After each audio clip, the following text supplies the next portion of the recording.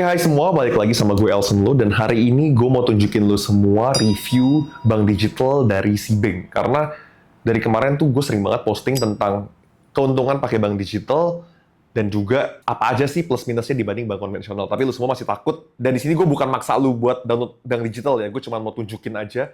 Sebenarnya kalau bank digital tuh gimana sih cara pakainya, isi-isi fiturnya tuh apa aja, cara daftarnya gimana, dan apa aja manfaat yang lo bisa dapatkan. Bukan ajakan untuk mendownload ya. Jadi yang pertama lo bisa buka aplikasi Cbank, download dulu di Google Store, Play Store, apapun lah itu lo buka, lo tinggal search Cbank, terus ntar buka, bisa keluar tuh bagian mulai sekarang daftar. Nah, daftarnya tuh 3 macam, bisa daftar dengan Shopee, daftar dengan nomor handphone, atau daftar dengan Apple kalau bisa pakai iPhone. Gue coba aja pencet daftar dengan nomor handphone.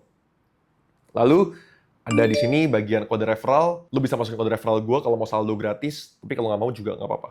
Lanjut, nanti akan diminta kode OTP di handphone lu tunggu aja. Nah, setelah itu lu masukin aja kode OTP-nya. Nah, setelah itu lu akan diminta KTP, lu akan diminta selfie dengan KTP juga. Sorry, bukan selfie dengan KTP, tapi foto verifikasi wajah. Dan nanti lu akan diminta isi data sebagai berikut. Jadi lu isi aja sesuai. Nah, sekarang anggap lu udah berhasil download ya. Langsung aja kita buka aplikasi Cbank. Ini masukin aja password PIN. Lu tuh perlu bikin PIN ya. Jadi PIN-nya itu sesuai lah, terserah lu, PIN rekening bank aja. Nah, ntar keluar tuh di sini bagian total saldo, tabungan, deposito. Nah, tabungannya sekarang udah nggak terlalu gede, 2,5% per tahun, cair harian loh. Jadi misalkan lu taruh 100 juta, kita ngomong kosong, 100 juta, berarti kalau 1 tahun itu kan 2,5%, 2,5 juta, dipotong pajak lagi 20%, 2 juta. Nah, 2 juta bagi 365 hari, lu dapat segitu cair setiap hari. Nah, setelah itu ada deposito juga, hingga 6% per tahun, potong pajak lagi ya, pajaknya 20%. Nah, setelah itu di situ ada banyak pilihannya, bisa transfer, top up tagihan, top up e-wallet, deposito, dan lain-lain. Kalau transfer tuh free juga, jadi kalau lu bank konvensional kan biasa kan ada biaya admin sekitar 2.500, kalau di sini gratis.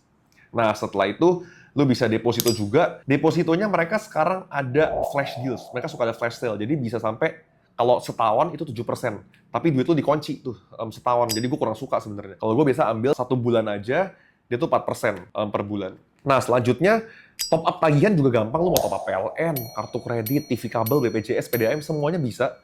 Jadi menurut gue ini cukup simple, tapi memang Cbank nggak sehebat bank digital lain. Sekarang bank digital banyak yang baru-baru, nanti next ya videonya. Kayak Bank Jago, atau misalkan apa ya, Chrome, dan lain-lain, Neobank. Mereka tuh lebih banyak lagi fitur untuk top up tagihannya. Cuman kalau di Cbank memang kelebihannya dia terkoneksi sama ShopeePay. Jadi kalau lu suka belanja di toko oren, ini tuh gampang banget. Karena tinggal bayarnya otomatis. Nah, lu bisa lihat semua juga. Ini bagian deposito, lu bisa masukin tadi ya. Jadi bisa dari 3,5% sampai 5,25% sampai yang flash sale.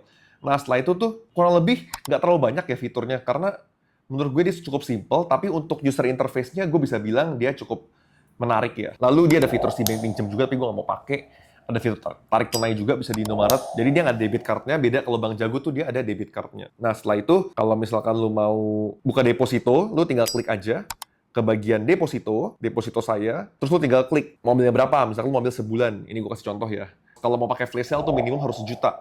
Jadi kita ambil yang biasa aja deh, bukan yang flash sale. Kita buka deposito biasa, ambilnya 3,75%. Jadi nggak ambil yang nggak promo.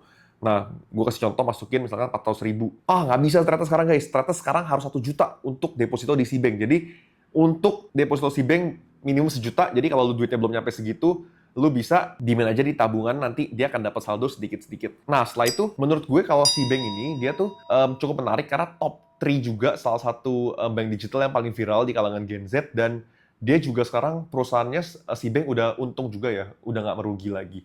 Dan untuk Cbank ini, lu kalau mau top up e-wallet juga bisa, jadi mau ShopeePay, GoPay, itu bisa isi saldonya. Terus lu kalau mau pakai link aja Dana juga bisa. Jadi sangat simple untuk top up akun-akun e-wallet dari Cbank, dan kalau misalkan lu mau isi saldo, dia tuh ada nomor rekeningnya di atas. Jadi sama aja kayak BCA, Mandiri, dan lain-lain. Lu kalau mau isi saldo ke Cbank, nggak ada bedanya. Tinggal transfer dari rekening lu pribadi ke rekening Cbank itu. Nah, lu bisa lihat sedikit, nih, gue saldonya lagi dikit sih, gue nggak taruh banyak di Cbank, tapi bunga tabungan tuh dapat setiap hari tuh dicair, bunga tabungan. Jadi kurang lebih itu, kalau menurut gue Cbank sekarang buat dipakai bank digital still oke, karena dia one of the most reliable ya. Jadi kalau misalkan mau transfer dana yang besar juga dia butuh verifikasi wajah lagi, jadi cukup trusted. Tapi memang kalau misalkan untuk dari segi bunga udah nggak semenarik dulu. Dulu ya, dia tuh 6% atau 7% bunga harian berjalan cair harian loh, nggak pakai deposito. Cuma sekarang mungkin kan ya bank digital udah terkenal, pasti bunganya turunkan. Jadi kalau nyari bunga bisa cari ke bank digital lain. Nanti gue akan buatkan video berikutnya tentang battle. Tapi kalau segi praktis dari user interface, one of the most friendly, one of the most basic lah. Jadi Gen Z, Boomers, semua tuh bisa. Dan untuk fitur-fiturnya juga menurut gue paling menarik kalau lu suka belanja online sih. Toko oren dia gampang banget karena otomatis ke Cbank. Tapi kalau misalkan untuk fitur-fitur yang lain, kayak misalkan beli valuta asing belum bisa, kantong juga belum ada. Jadi menurut gue nggak semantap itu. Jadi ini cocok lah buat alokasiin dana sebagian untuk belanja aja.